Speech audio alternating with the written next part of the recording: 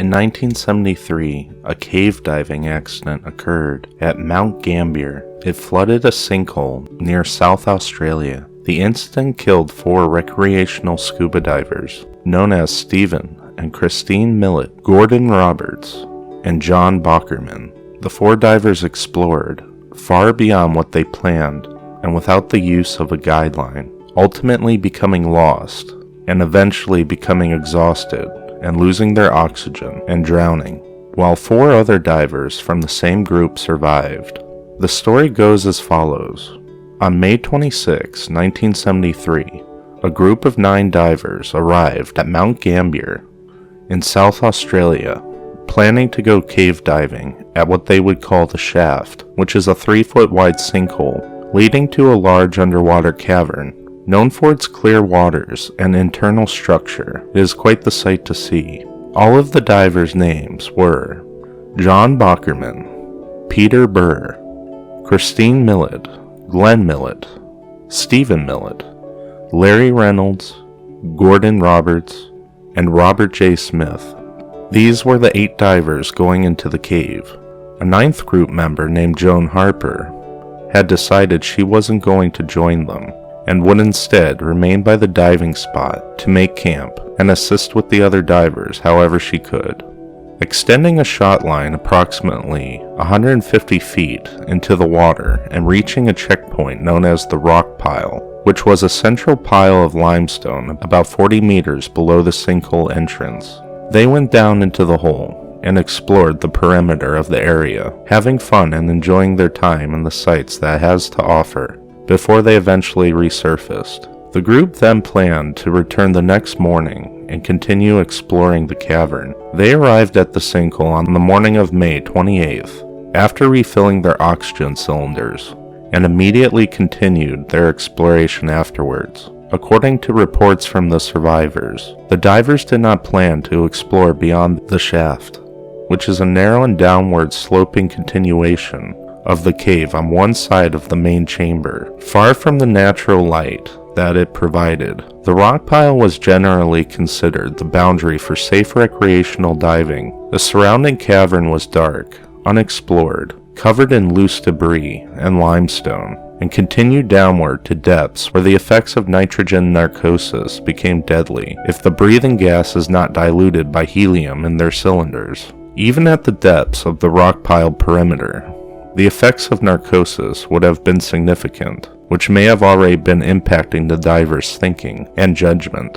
While the initial descent went well, the 8 divers missed several safety procedures early in the dive. The shot line did not extend all the way to the cavern floor, and they were not equipped with extra air tanks, and they did not use any form of safety guideline. Glenn Millett, who was one of the survivors, later said they did not use safety lines because 8 separate lines in such a confined space would have created a dangerous situation for the divers. Robert Smith, who had dived at the sinkhole on 8 previous occasions and planned most of the exploration, was not expecting the other members of the group to go as far into the cave as they did. Separate accounts from the 4 surviving divers were pieced together with the help of former Chief Superintendent Wallace B. Budd to establish a timeline of what happened to the 4 victims. At the perimeter of the rock pile, Smith began to feel the effects of nitrogen narcosis. His depth gauge read approximately 180 feet. Recognizing the symptoms of narcosis, Smith signaled to his group that he was returning to the top of the rock pile. The group signaled that they were going to continue exploring anyway, and Smith stayed behind the rock pile, circling it for around 8 minutes. He then saw the torch of Glenn Millett returning from the direction the others had gone. Glenn Millett had been monitoring his air, and he knew that he was out of time. He attempted to tap Christine on the arm and remind her that her time was almost up,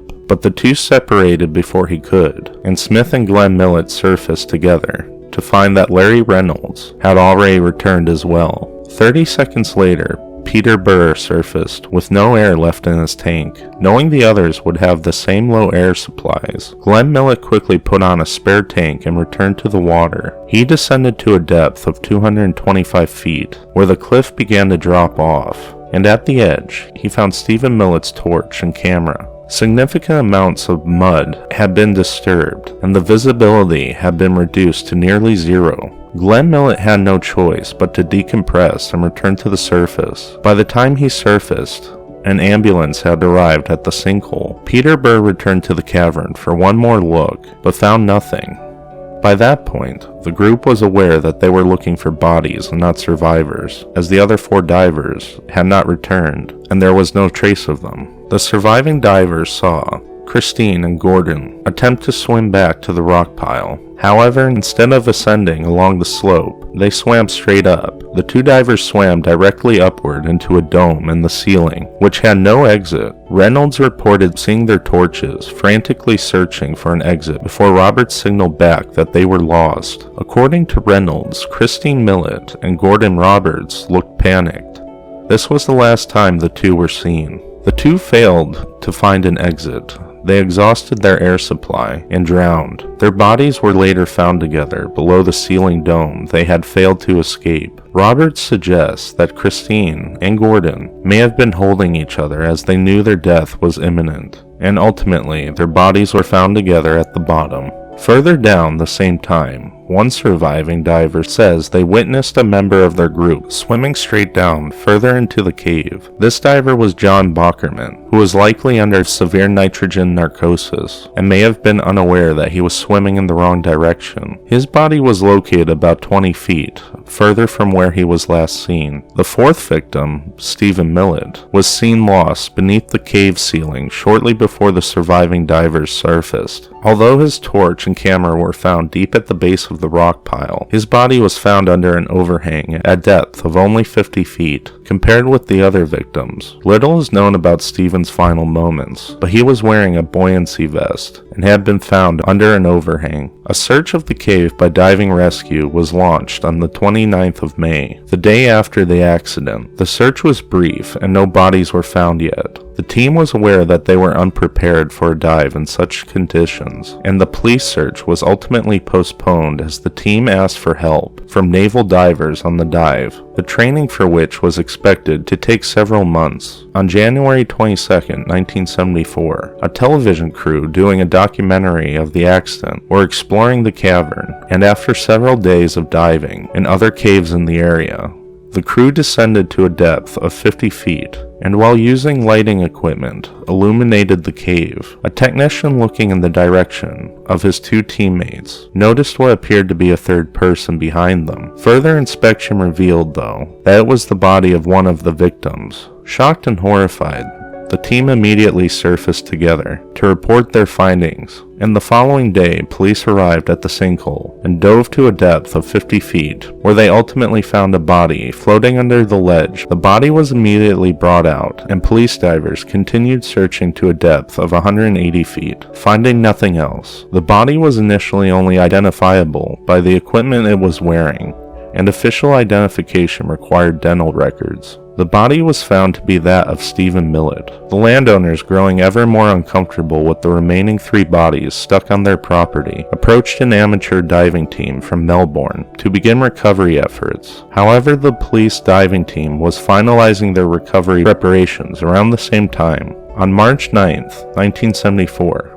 a team of divers entered the shaft, equipped with substantially improved diving gear, at a depth of 185 feet. One of them saw a body below him, laying on its back. On further examination, he found a second body directly beneath it. These were the bodies of Christine Millett and Gordon Roberts. They also located the body of John Bockerman beneath a rock ledge. He attempted to move the body into a more easily recoverable position, but couldn't do it.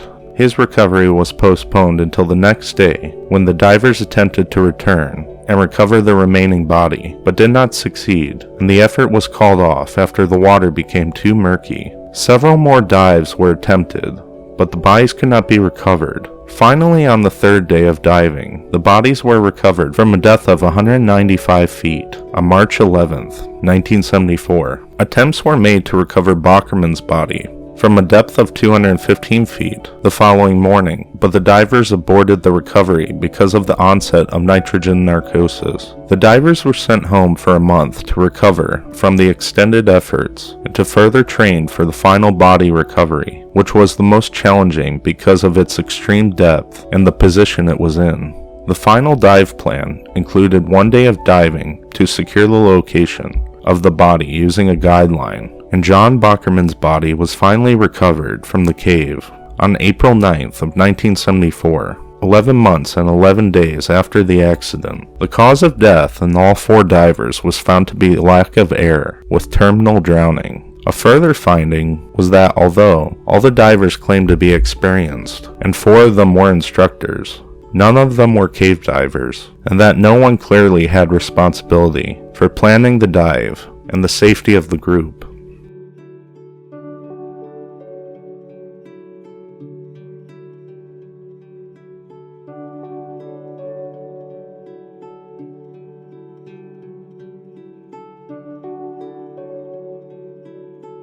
Oscar Hackett Neil Moss was a British student who died in a caving accident. A 20-year-old undergraduate studying philosophy at the Balliol College in Oxford, Moss became jammed underground 1,000 feet or 300 meters from the entrance after descending a narrow, unexplored shaft in the Peak Cavern, a famous cave system in Castleton, in Derbyshire, on March 22nd of 1959. He was one of 8 cavers from the British Speleological Association who entered the Derbyshire cave that fateful day. Their intention was to explore a passage about half a mile from the main cavern, discovered just 2 weeks earlier. They crawled and climbed their way through narrow, mud-filled passageways 1,000 feet below ground until they reached a larger and more open chamber, and from there, an even tighter shaft that led almost straight down. Moss was the first to descend. They knew that the tight shaft corkscrewed further in, and it was extremely difficult. They had also estimated that the depth of the shaft was approximately 40 feet, but an additional 75 feet of the ladder was lowered down just in case the shaft continued. At around 3:30 p.m., Moss forced himself into the narrow entrance. The shaft itself hung slightly off vertical for 12 feet, and also had a twist leading to a 10-foot-long incline, and then in addition to that, and then the further vertical 18-foot drop. Thinking he might be able to move the boulders blocking the shaft to one side, Moss maneuvered himself slightly, but ended up jamming the ladder beneath him. He tried desperately to free himself, struggling and determined to climb out of the shaft, but ultimately it was no use. He could no longer move. Unable to lift his feet sufficiently to climb back up the ladder, he became sandwiched in an opening just 18 inches wide. He then asked the others to pull the ladder while he held onto it. They did indeed lift him a few feet, but then the ladder jammed again. Several attempts at pulling him up the ropes ended in failure. Each time, the rope either snapped or sheared on the razor-sharp edge, and after several hours, the atmosphere was severely polluted and toxic. The airflow to the shaft was being cut off by his body stuck in between, and it was apparent that Moss was clearly becoming disorientated. His behavior was becoming irrational and delirious. His rescuers even began to feel the effects of carbon dioxide poisoning, with 3 of the volunteers losing consciousness while attempting to descend the shaft. When a delivery of oxygen bottles arrived at 12:30 a.m., it was in the hope that this would revive Moss and facilitate his extraction. Again and again, his would-be rescuers entered the shaft, but were soon forced out by the toxic fumes. After leaving them in a confused and sickened condition, an RAF doctor, waist-deep in mud, pumped oxygen down through a tube in an attempt to deliver oxygen to him. Compressed air cylinders were used to try to blow the toxic air out of the tube. The walls, ladder, and rope were covered in mud, and all that could be seen of Moss was an indistinct blockage of debris, and him being jammed in an immovable position with one arm forced under a ladder. Meanwhile, others tried excavating the rocks below, hoping to break through into a lower tunnel, but it soon became clear this was not going to work.